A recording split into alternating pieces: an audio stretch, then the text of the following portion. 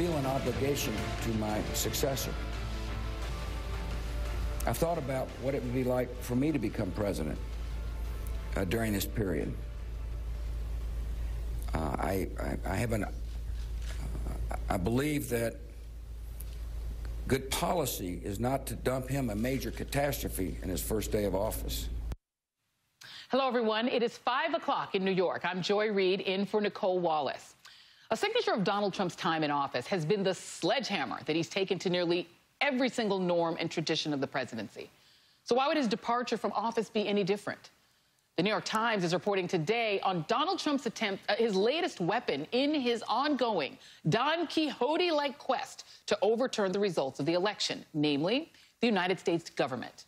The Times writes that Trump, facing the prospect of leaving the White House in defeat in just 70 days, is harnessing the power of the federal government to resist the results of an election that he lost, something that no sitting president has done in American history. Here's what we're seeing so far. Trump's attorney general has authorized investigations into voter fraud claims. His White House has told agencies to move ahead with a budget for next year, as if he will still be in office. And his latest eyebrow-raising move, clearing house to make a place for loyalists in defense positions. On that, the Times adds, the president has also embarked on a shakeup of his administration, firing Defense Secretary Mark Esper, as well as the heads of 3 other agencies, while installing loyalists in key positions at the National Security Agency and the Pentagon. Allies expect more to come, including the possible dismissals of the directors of the FBI and the CIA. When it comes to actually assisting the incoming administration with its transition, Trump has refused to let Biden's team access resources, including valuable national security information, an act which former chiefs of staff under both Republican and Democratic presidents say could have serious costs.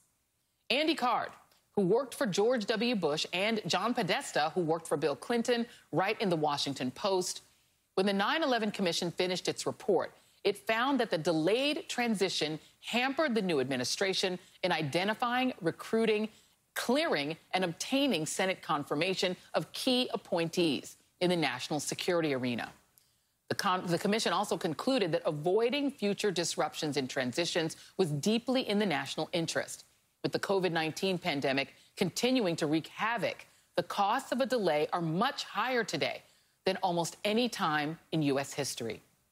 Specifically, a delayed transition and the absence of cooperation between the outgoing and incoming administrations could hinder economic recovery, slow the distribution of a vaccine, and, God forbid, put American lives at risk.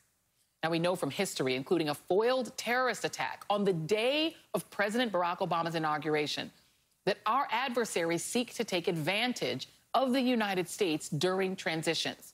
We cannot let that happen today.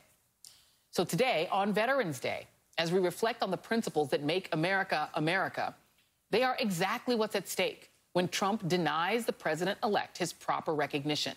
Congressman Adam Schiff tweeted earlier, quote, "Imagine if this happened in another country, a leader refusing to concede, alleging fraud without evidence, resisting a peaceful transition of power. We would condemn it. It's no different here. Trump lost. Biden won. America cherishes her democracy. It's time we show it." And that's where we start this hour with our friends Jason Johnson, politics and journalism professor at Morgan State University and contributor to The Griot. And with us, Lily Adams, senior spokesperson and advisor to the DNC War Room and former communications director for Senator Kamala Harris, and former Senator Claire McCaskill. Thank you all for being here. And Claire, I'm going to go to you first on this because, you know, it is presumed that when people run for public office, that they have a great respect for and adherence to core American principles, and that they want to serve because they want to advance those principles and do good things. But what we've seen so far from Republicans is a pretense that they don't understand how dangerous it is for Joe Biden to be delayed in being able to look at the books, to look at what's under the hood, to get in and begin to do the work of doing his transition. He's being very calm and cool about it, but there is a real issue here. And what we're seeing is Republican senators, members of the House, denying it. What do you make of it as you're watching that happen with your former colleagues? Well, I think they all have this mistaken notion that somehow this isn't damaging, that they're humoring the president. It's almost like they're grief counselors. Well, if we play along for a few days until it becomes painfully obvious to him that he's lost, then everything will be okay. But Joy, in the meantime, he's doing real damage, not only to people's full faith in our elections, but also to government. I mean, think about this for a minute. I just want to put this out there. He installed in the last 2 days a man in charge of policy at the Pentagon, which has oversight over 2.1 million people that serve our country in uniform.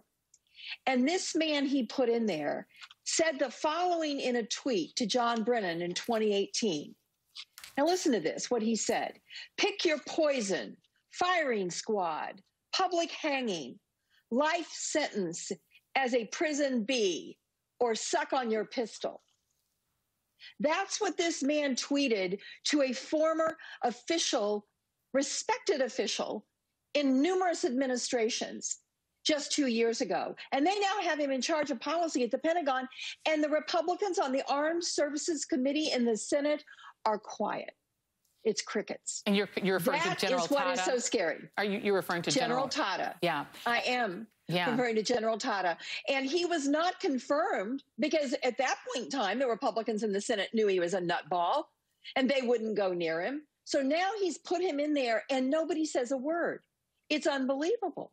Well, and, Lily, that's, I guess, the challenge here is that there's two questions. One, the question is, what is Donald Trump up to, right? At this 11th hour of his presidency, to put in people like that, to have government employees waste their time creating a budget for a second Trump administration, knowing there won't be one, having them spend time actually putting together a budget. That's a lot of work.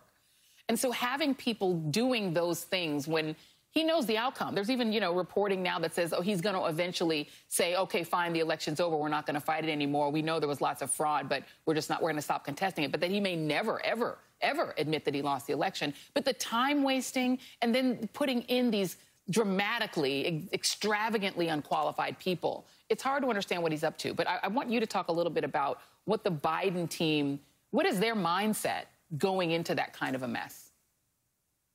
Well, look, Joy, I think you're right. We don't know what the president's going to do. And frankly, he's being treated like a toddler because he's acting like a toddler. But this is the truth, which is that on January 20th, Vice President-elect Kamala Harris and President-elect Joe Biden are going to get inaugurated. They are going to take power. We are going to transition, and we're going to get to work on behalf of working people in this country and obviously take on the enormous challenges that Donald Trump has, made worse with his 4 years in office.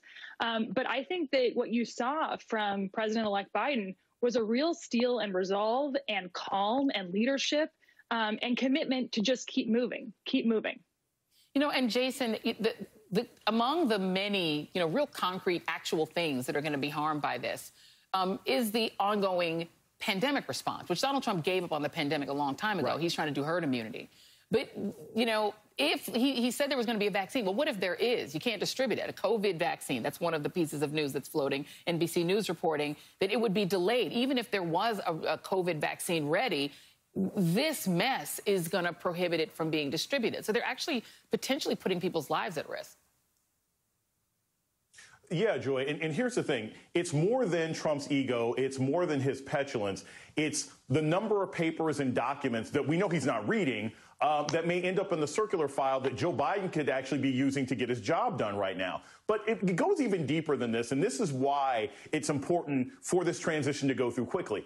There has been so much incompetence on the part of the Trump administration. For years, remember, we went almost a year and a half without a Secretary of the Navy. There are so many government agencies that were not staffed or were understaffed throughout this Trump administration that Biden needs this information so he can actually make changes. And here's the thing, Joy, even once he gets in, let's say we have a COVID vaccine that can be tested. He's still got to deal with DeJoy at the post office. He's still got to deal with that whole committee that's filled with Republicans. Joe Biden needs as much of a head start as possible to reorient this government, which has been turned into a shambles under Trump. And the longer we have to wait because of this nonsense, the more people could die, the more people, soldiers who could be at risk, and the more difficulty we'll have in facing any impending crisis, which could hit at any moment because we're in the middle of a transition that's not being fulfilled. Yeah, indeed. I mean, it's Veterans Day today. It's a day that we celebrate those who've put their lives on the line for American principles. But I want to let you listen to Mike Pompeo. This is Mike Pompeo. This is a pretty, and some people heard this sound yesterday, but I just want to play it again. This is Mike Pompeo, the guy who is supposed to be in charge of telling foreign governments the ways in which the United States supports democracy and maybe challenge foreign governments who are not respecting democratic principles. Here's Mike Pompeo talking about a smooth transition. There will be a smooth transition to a second Trump administration. All right, we're ready. The world is watching what's taking place here. We're going to count all the votes. You were asked today about the concerns about a smooth transition, and you said there will be a smooth transition to a second Trump administration. Were you being serious there? We'll have a smooth transition, and we'll see what the people ultimately decided when all the votes have been cast. We have a process, Brett. The Constitution lays out how electors vote. It's a very detailed process laid out. We need to comply with all of that.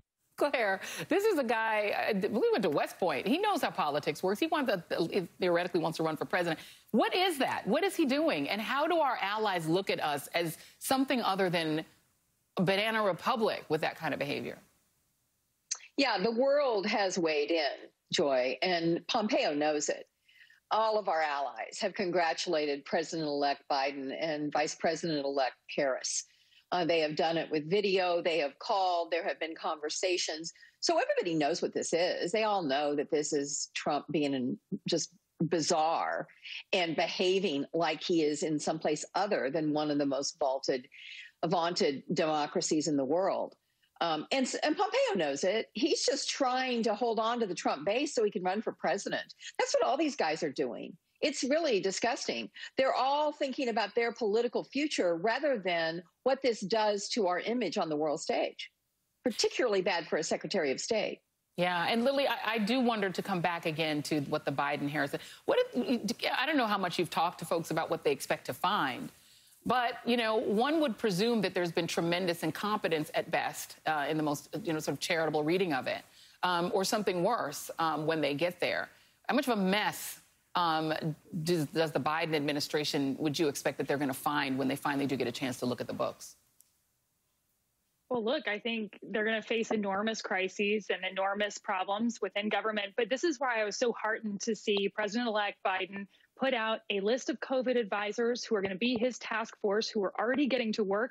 And you know who they were, Joy? They were scientists. They were doctors. They were infectious disease experts. And that was, frankly, so heartening to those of us who have been appalled as this president has seen 250,000 lives lost to this virus, 10 million cases. So I think they're not even waiting. They're making sure that they've got folks lined up and ready to go in and do the work on behalf of the American people.